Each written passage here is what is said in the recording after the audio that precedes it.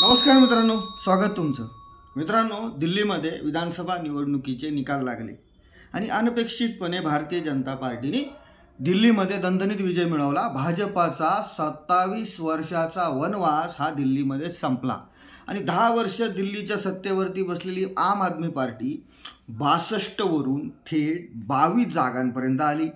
आम आदमी पार्टीची जी पहिली लीडरशिप होती त्या सर्वांचा पराभव या विधानसभा निवडणुकीमध्ये झाला। यामध्ये प्रामुख्याने नवी दिल्ली विधानसभा मतदारसंघामधून अरविंद केजरीवाल यांचा पराभव झाला। त्यांचा पराभव भारतीय जनता पार्टीचे उमेदवार प्रवेश साहेब सिंग वर्मा यांनी केला। अरविंद केजरीवाल यांचा तब्बल जवळपास 4,500 ते 5,000च्या मार्जिनने त्यांचा या नवी दिल्ली विधानसभा मतदारसंघामधून पराभव झाला। दुसरीकडे मनीष सिसोदिया सुद्धा जंगपुरा या मतदारसंघामधून 600 मतांनी हरले। त्यानंतर पडपडगंजमधून जे अवध ओझा सुद्धा या विधानसभेच्या निवडणुकीमध्ये हरले। त्यानंतर सत्येंद्र जैन असतील, सौरभ भारद्वाज असतील, ग्रेटर कैलासमधून ते हरले।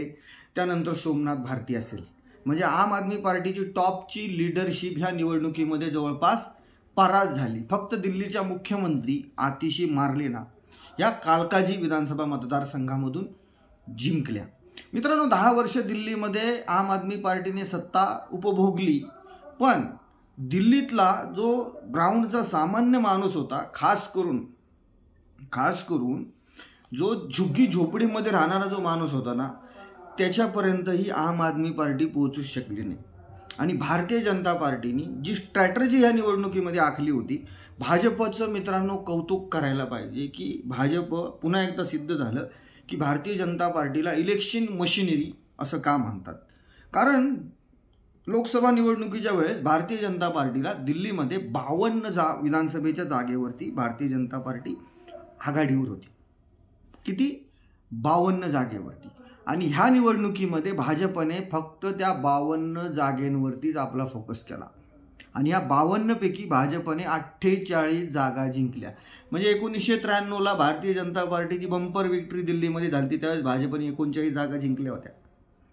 ही भारतीय जनता पार्टीची दिल्लीच्या निवडणुकीच्या इतिहासामधलं सर्वात मोठा परफॉर्मन्स होता 1993चा।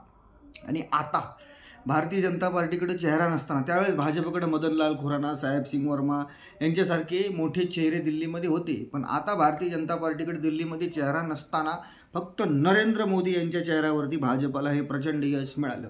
आता भारतीय जनता पार्टी दिल्लीमध्ये जिंकली, याच्या मागे सगळ्यात महत्त्वाचं कारण म्हणजे दिल्लीमध्ये भारतीय जनता पार्टीचं जे केडर असतं, या केडरमध्ये आपापसामध्ये जमत नाही, आपापसामध्ये धुसफूस असते। म्हणजे खासदाराचं आमदाराबरोबर जमत नाही, प्रदेश युनिटचं सेंट्रल बरोबर जमत नाही। पण ह्या वेळेस जय पांडा यांनी आणि भारतीय जनता पार्टीच्या केंद्रीय नेतृत्व म्हणजे अमित शहा यांचा खूप याच्यामध्ये मोठा रोल होता की त्यांनी हे भारतीय जनता पार्टीचं कोऑर्डिनेशन बसवण्याचं काम केलं।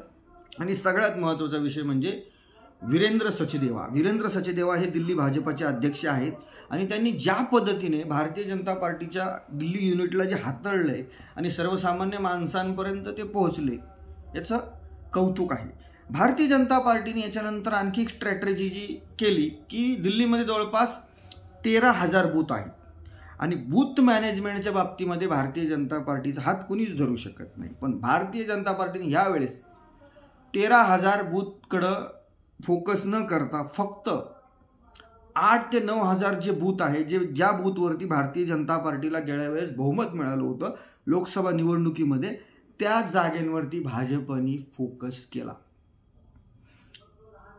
आणि दिल्लीमधल्या अशा काही जागा होत्या, जवळपास 17 ते 18 जागा होत्या की त्या जागेंवरती भारतीय जनता पार्टीला माहीत होतं की इथं आपण काही केलं तरी आपल्याला इथं काहीच भेटणार नाही। असे मुस्लिम बहुल मतदारसंघ होते दिल्लीमधले, तिथं भारतीय जनता पार्टीने लक्ष दिलं नाही। भाजपने लक्ष दिलं फक्त आपल्या 52 जागेंवरती।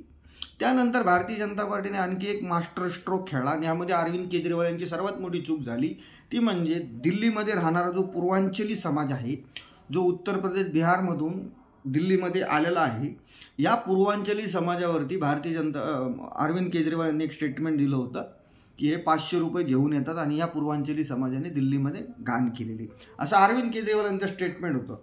तोच धागा पकडून भारतीय जनता पार्टीने पूर्वांचली वोटरला, की जो झुग्गी झोपडीमध्ये राहणारा वोटर मोठ्या प्रमाणामध्ये रेवडी पॉलिटिक्समुळे किंवा फ्री बीजच्या स्कीममुळे अरविंद केजरीवाल यांच्या मागे गेला होता, त्याला भारतीय जनता पार्टीने आपल्याकडे वळवण्याचा प्रयत्न केला. यामध्ये सर्वात महत्त्वाची भूमिका जर कोणी बजावली असेल तर ती म्हणजे मनोज तिवारी. हे भारतीय जनता पार्टीचे खासदार आहेत दिल्लीमधून.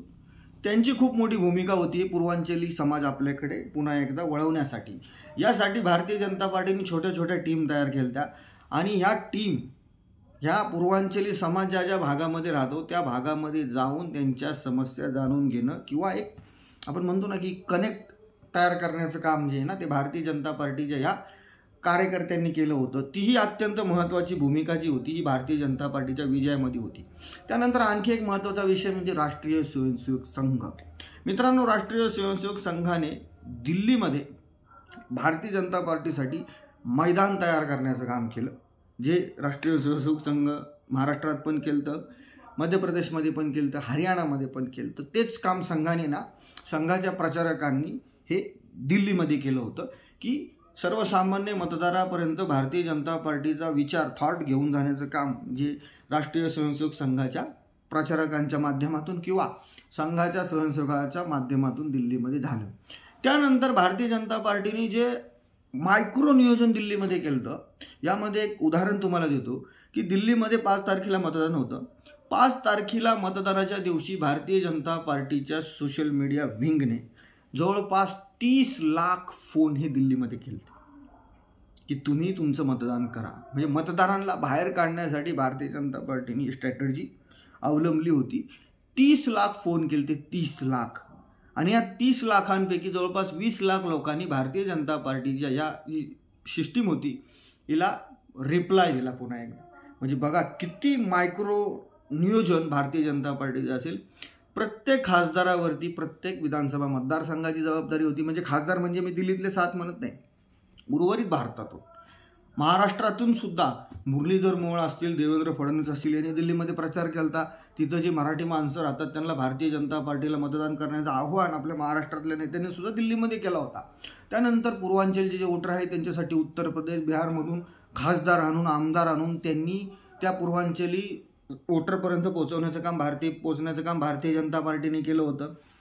त्यानंतर मित्रांनो, जो भारतीय जनता पार्टीचं सर्व जे बाकीचं सगळं जे केडर होतं दिल्लीमधलं, त्या केडरनी भारतीय जनता पार्टी ज्या 52 ठिकाणी त्यांचा फोकस होता तिकडं त्यांनी संपूर्ण आपली ताकद लावली होती. म्हणजे पन्ना प्रमुख असतील, बूथ मॅनेजमेंट असेल, इलेक्शनची भाजपची सर्व मशिनरी असेल, त्यांनी पूर्ण स्वतःला झोकून या दिल्लीच्या विधानसभेच्या निवडणुकीमध्ये दिलं होतं.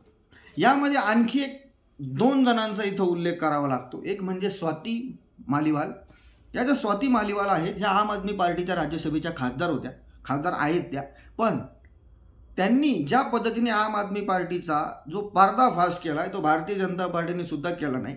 या स्वाती मालिवाल यांना आम आदमी पार्टीकडून मारहाण झाली काही दिवसांपूर्वी लोकसभा निवडणुकीच्या नंतर, तुम्हाला माहीत असेल.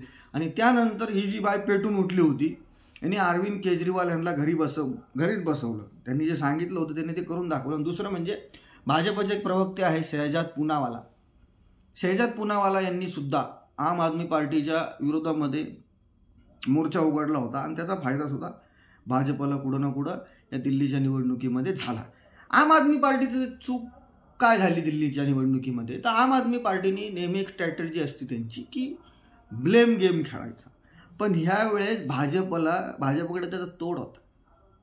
मग तुम्हाला उदाहरणासाठी सांगतो, निवडणूक झाल्याच्या नंतर आम आदमी पार्टीने भाजपवरती आरोप केला की आमच्या उमेदवारांना तुम्ही 15-15 कोटी रुपयाची ऑफर केली. ही आरोप भारतीय जनता पार्टीवरती झाल्याच्या नंतर भाजपने लगेच याच्यावरती जे दिल्लीचे उपराज्यपाल आहे त्यांच्याकडे तक्रार केली आणि ACB थेट अरविंद केजरीवाल यांच्या घरापर्यंत पोहोचले.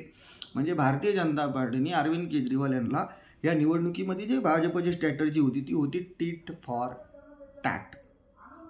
असे असंख्य अशा गोष्टी आहेत, छोट्या गोष्टी. त्याचं नियोजन भारतीय जनता पार्टी गेल्या मित्रांनो 1 वर्षभरापासून दिल्लीमध्ये या विधानसभेच्या निवडणुकीच्या दृष्टीने करत होती. कारण भारतीय जनता पार्टीसाठी दिल्ली जिंकणं हे खूप महत्त्वाचं होतं.